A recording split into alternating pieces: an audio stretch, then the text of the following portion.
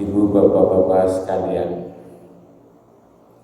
saya diberitahu oleh teman saya di Jakarta bahwa sekarang ini yang diperlukan itu beragama yang mudah, beragama yang tidak ruwet, beragama yang menggembirakan,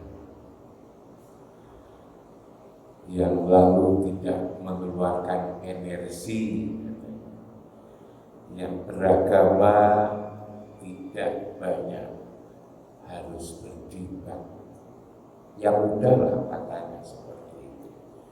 Itu yang diperlukan sekarang ini.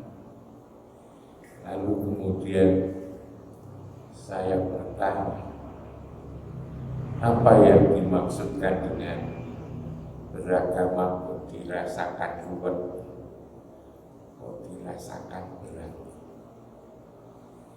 Dia mengatakan bahwa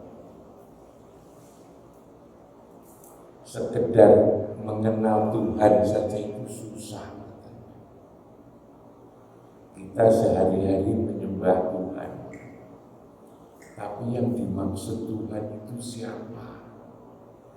Dia sudah lama membayangkan mau menyembah Tuhan, menyembah Allah, tapi yang saya sembah itu siapa sebetulnya? Tidak ketemu-ketemu. Karena tidak ketemu-ketemu itulah lalu di pikiran, di hati itu jadi capek. Lalu sebetulnya bagaimana ini agar kita menjadi mudah, dan kalau tidak berpikir banyak kita menjadi senang karena hati ini menjadi jelas gitu. Akhirnya saya jelaskan, memang kalau yang sampai cari itu adalah Tuhan, Allah itu memang kalau sampai menjadi ketemu jelas itu ya memang sulit. Bagaimana tidak sulit? Wong Tuhan itu tidak berubah, Tuhan itu tidak berbentuk, Tuhan itu tidak beralamat. Di mana itu kita tidak tahu. Tuhan itu di dalam surat Al-Ikhlas itu disebut walam yakulahu kufuwan ahad. Tidak ada sesuatu apapun yang menyerupainya. Lalu bagaimana kita bisa mengenal sesuatu yang tidak ada bentuknya, tidak ada rupanya, tidak ada warnanya, tidak ada alamatnya, tidak ada yang menyerupainya? Orang misalnya mengatakan seperti, kalau ada seperti kan masih bisa dibayangkan, karena seperti, serupa, semisal. Ini walam yakulahu kufuwan ahad. Tidak ada apapun yang menyerupai beliau. Kalau ada seperti orang yang bisa dibayangkan, seperti buah-buahan, lalu dicari buah apa? Seperti tumbuh-tumbuhan, lalu dicari tumbuhan apa?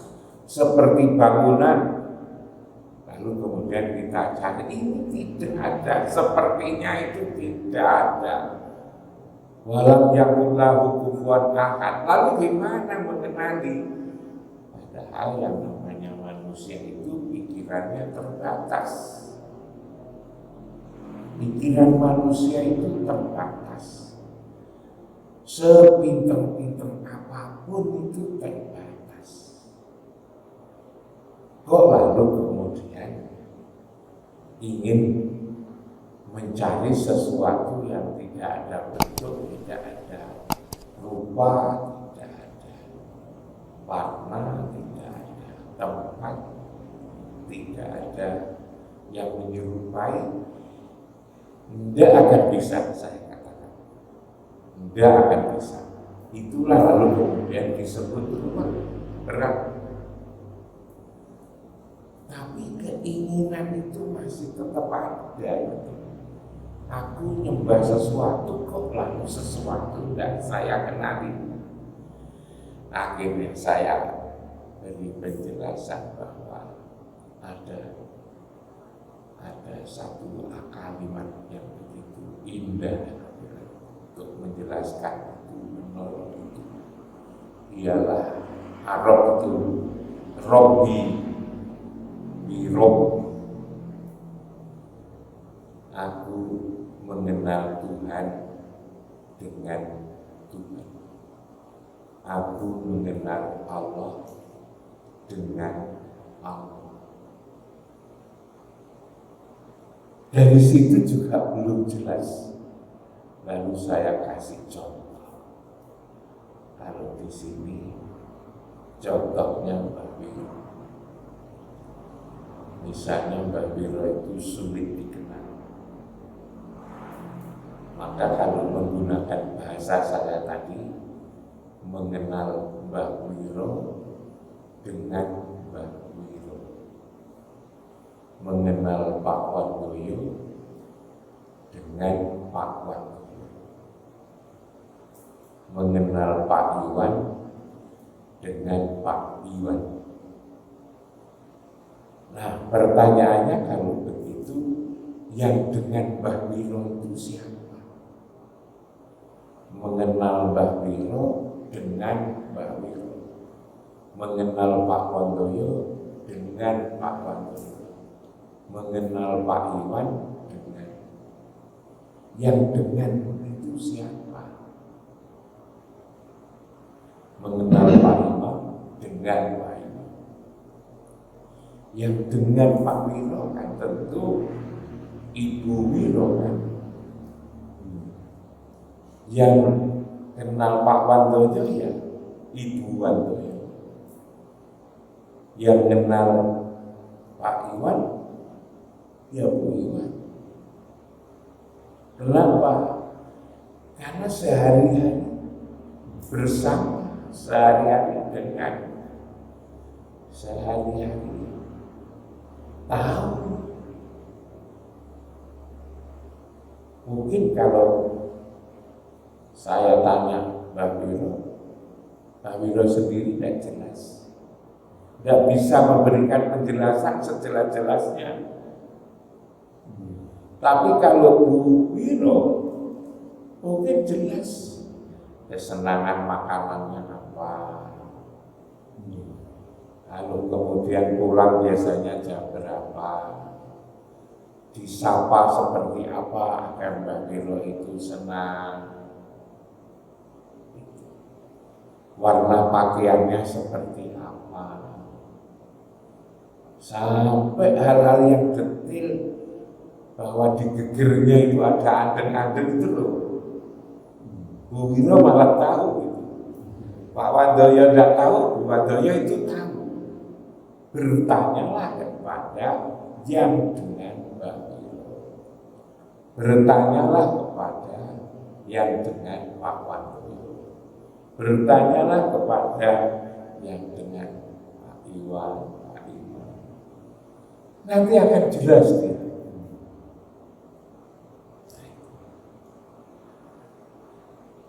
Sekarang lalu persoalannya memang tidak sederhana kalau itu menyangkut Allah.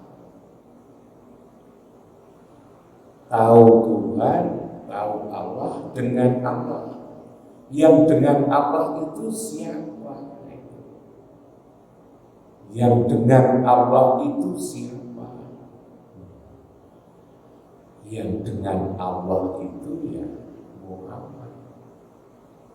Muhammad itulah yang selalu dengan Allah, selalu bersama Allah, selalu di sisi Allah, selalu disayang oleh Allah. Tatkala nama Allah disebut, nama beliau juga disebut.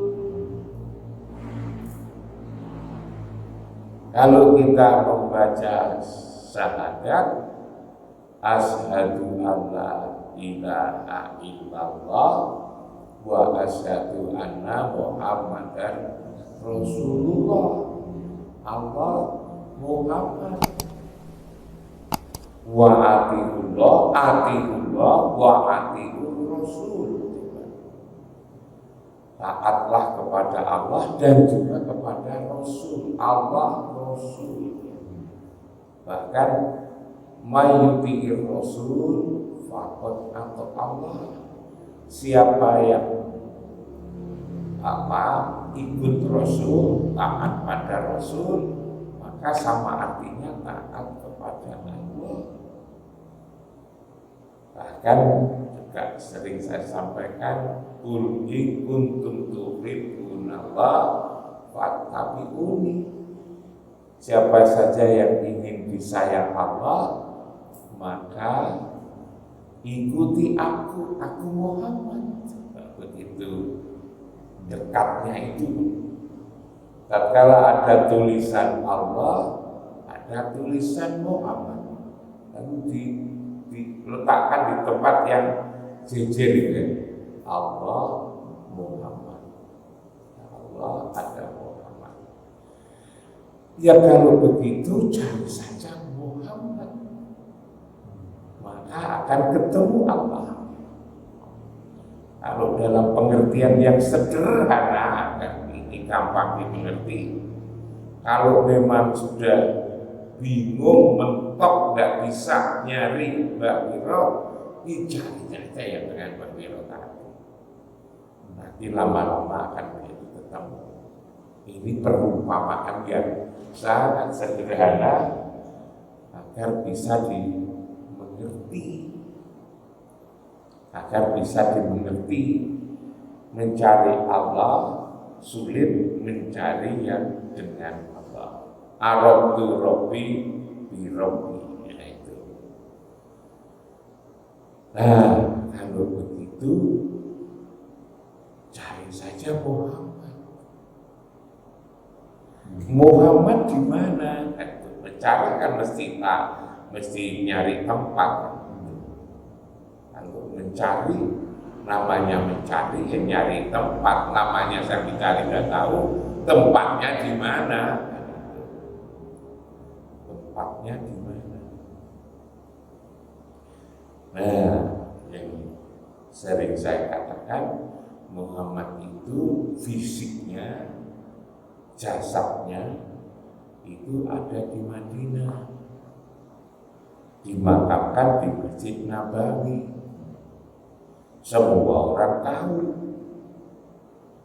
Pak Bandoyo ketika umroh ya ke sana, Pak Nur ketika ke sana umroh, Pak Iwan ketika haji itu ya ziarah ke makam Rasulullah. Tetapi urusan agama ini bukan urusan jasa, bukan urusan tubuh, adalah urusan yang di dalam tubuh. Yang di dalam tubuh itu di mana, kan begitu.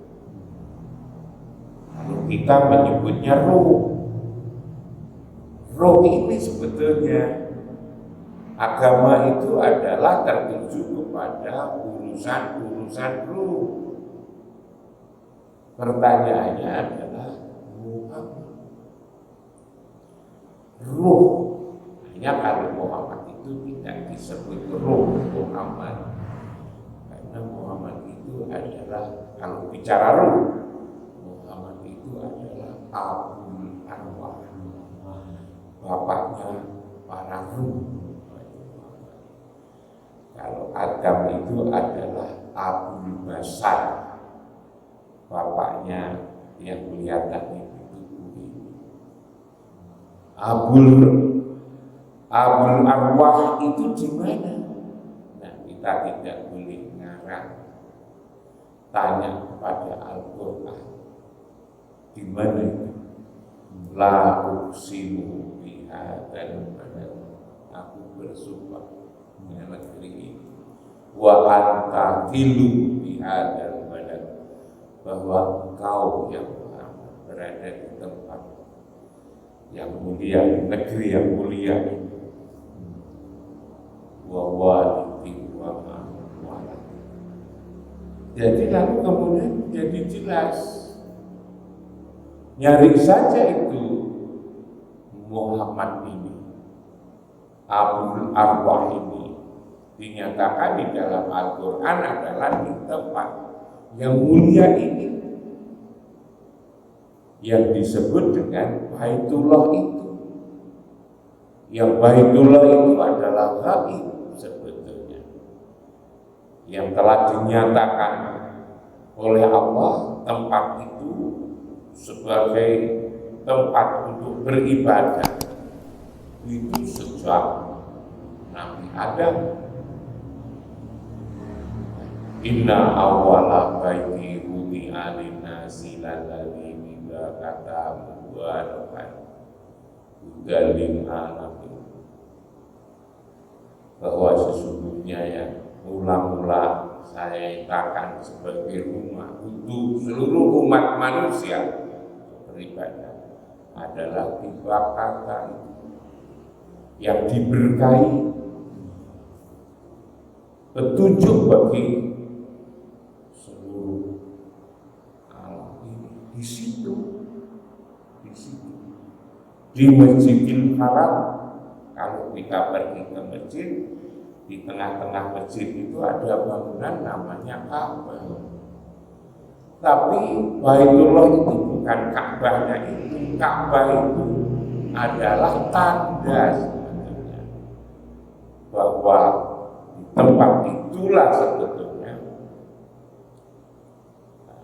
Baitullah yang di semua agama kitab suci disebut hanya dengan sebutan yang berbeda-beda. Taurat menyebutnya jantung alam, Zabur menyebutnya pusat dunia, Injil menyebutnya suhu alam, Al-Quran menyebutnya itu rumah Allah atau Baitullah. Orang Jawa menyebutnya Pusering Bumi. Tempat itu sebenarnya. Itulah lalu karena Muhammad Abul Arwah ada di situ, maka ketika sehari-hari kita menyembah Allah lewat sholat, sehari-hari kita menyembah Allah, maka kita menghadap ke tempat itu. Sehari-hari kita sholat menyembah Allah ke tempat itu. Orang Indonesia, Malaysia, Singapura menghadap barat, orang Yaman, orang Sudan menghadap ke utara, orang Rusia menghadap ke selatan, orang-orang Eropa menghadap ke timur, nyembah Allah. Karena Allah itu tidak bertempat, sulit dikenali, nyari yang dengan Allah. Muhammad ada di tempat itu. Yang tadi dikatakan la uqsimu bihadzal balad wa anta filu bihadzal balad wa walidin wa ma walad, di tempat itu, di Masjidil Haram. Disebut Masjidil Haram, masjid adalah tempat sujud, haram adalah mulia, tempat sujud yang mulia. Kenapa disebut mulia? Karena ada orang yang mulia. Di situ ada orang yang mulia, utusan Allah.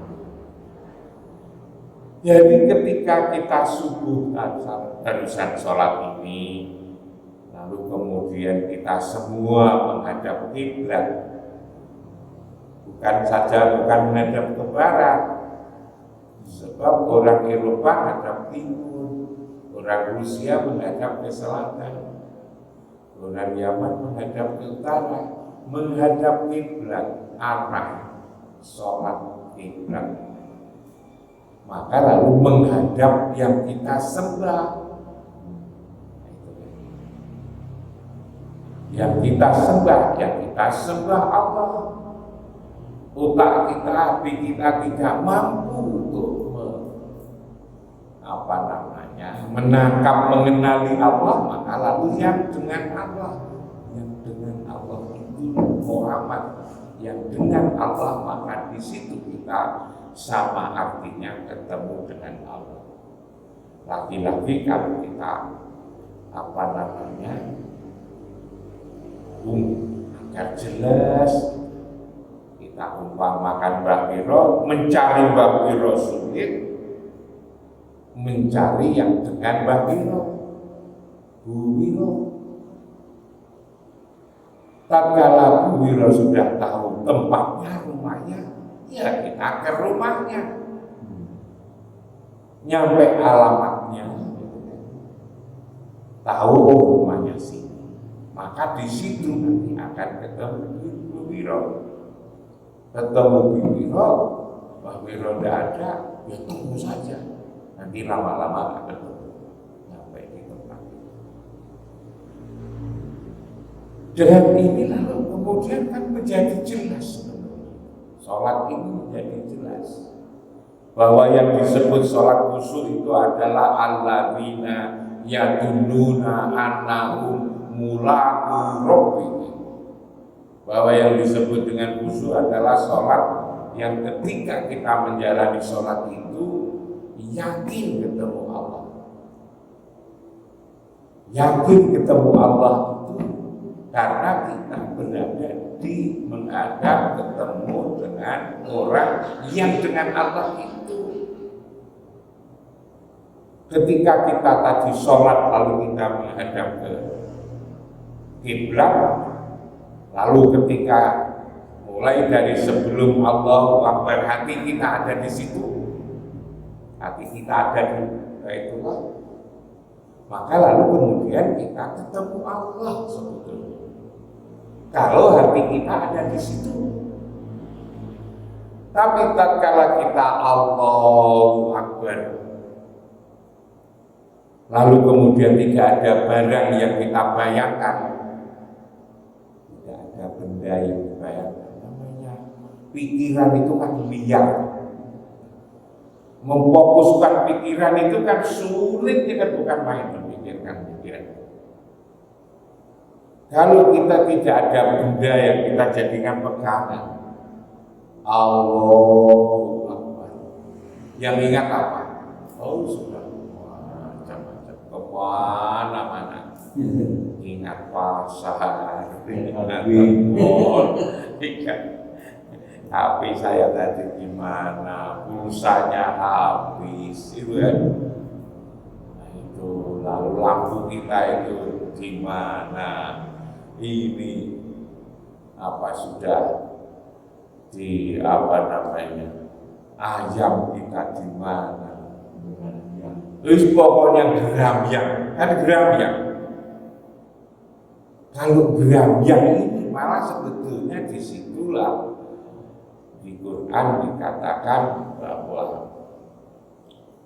wa makana sholatuhum indal baiti, tidaklah sholat di baitullah illa buka wa tasbih, kecuali hanya bermain-main dan bersiul-siul. Fadukul adaba bima kuntum takfurun, ingat azab Allah begitu keras karena engkau menserikatkannya. Ngomongnya nyembah kepada Allah, ternyata hatinya ke pasar.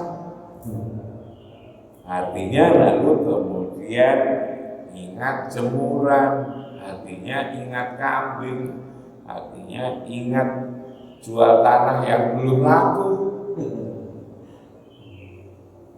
Hatinya yang itu kapan hari Sabtu kita kajian tanggal 1. Ini tenanan atau tidak? Katanya Allahu Akbar, tapi kok hatinya kemana-mana. Itulah bahkan disebut tidak sholat, hanya main-main, hanya bersiul-siul.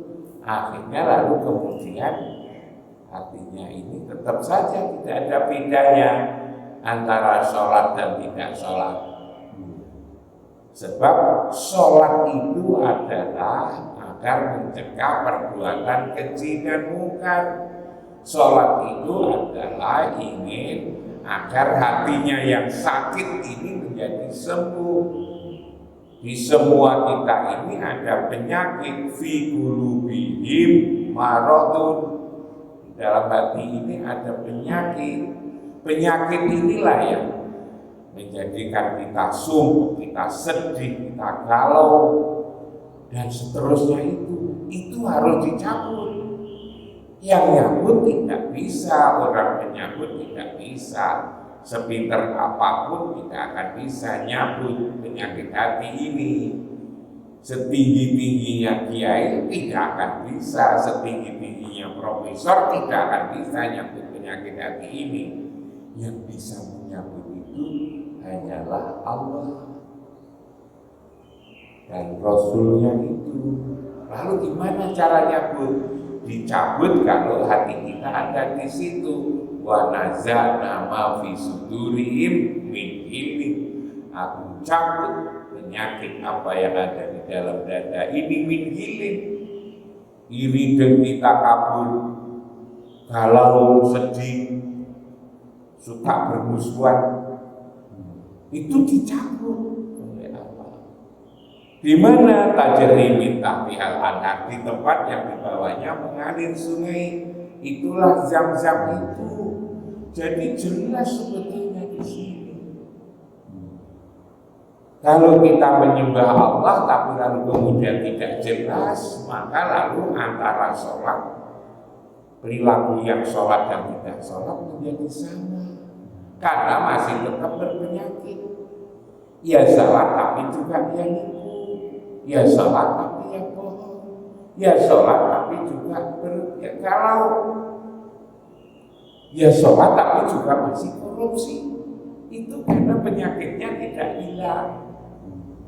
Nah, tempat itu sebetulnya. Begitu juga kalau kita berdoa memohon kepada Allah.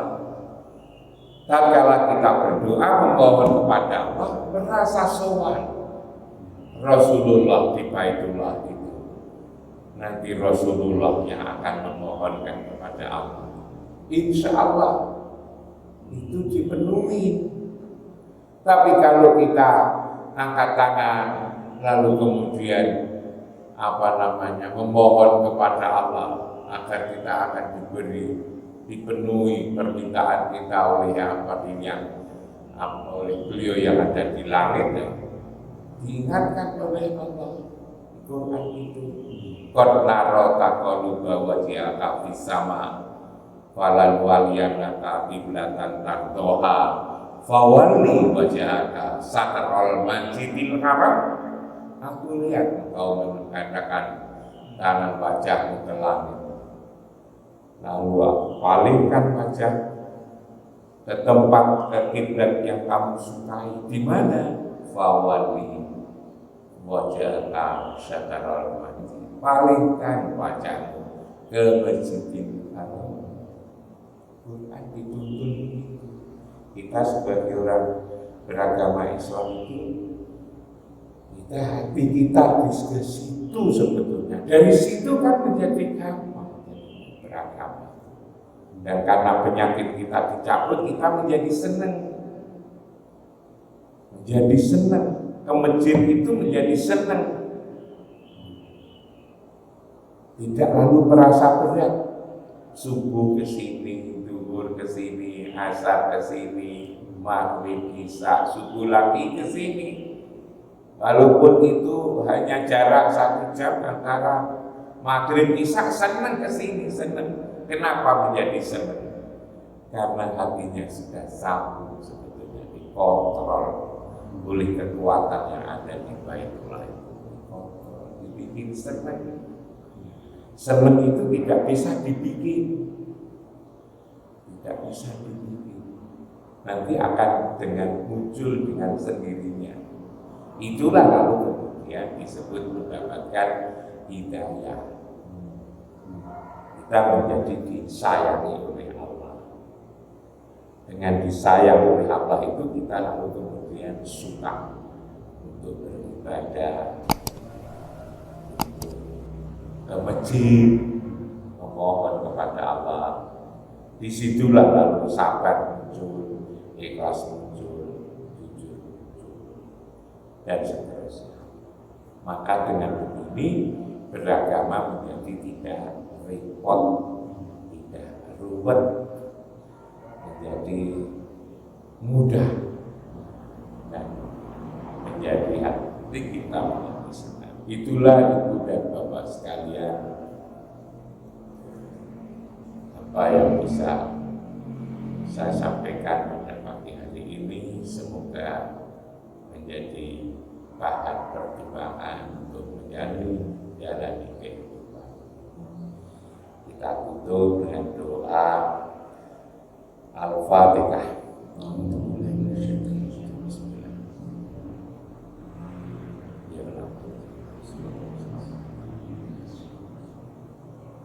Alhamdulillah, bismillahirrahmanirrahim. Alhamdulillahirabbil alamin. Alhamdulillah wa ikabi majidan. Ya Rabbana lakal hamdu wa min jalali wa jalali. Allah ja'alna dina Nabi sallallahu alaihi wasallam. Islamana islamal muslimin wa imanana imanal mu'minin wa salatana salatal muslimin wa qiyamana wa wa sujudana wa amalana amal salihin wa niyatana niyatal mukhlisin. Rabbana hab lana min azwajina wa dhurriyyatina qurrata a'yun waj'alna lil muttaqina imama. Rabbana atina fid dunya hasanah wa fil akhirati hasanah wa qina adzabannar. Subhana rabbika rabbil izzati amma yasifun wa salamun alal mursalin walhamdulillahi rabbil alamin. Fatihah.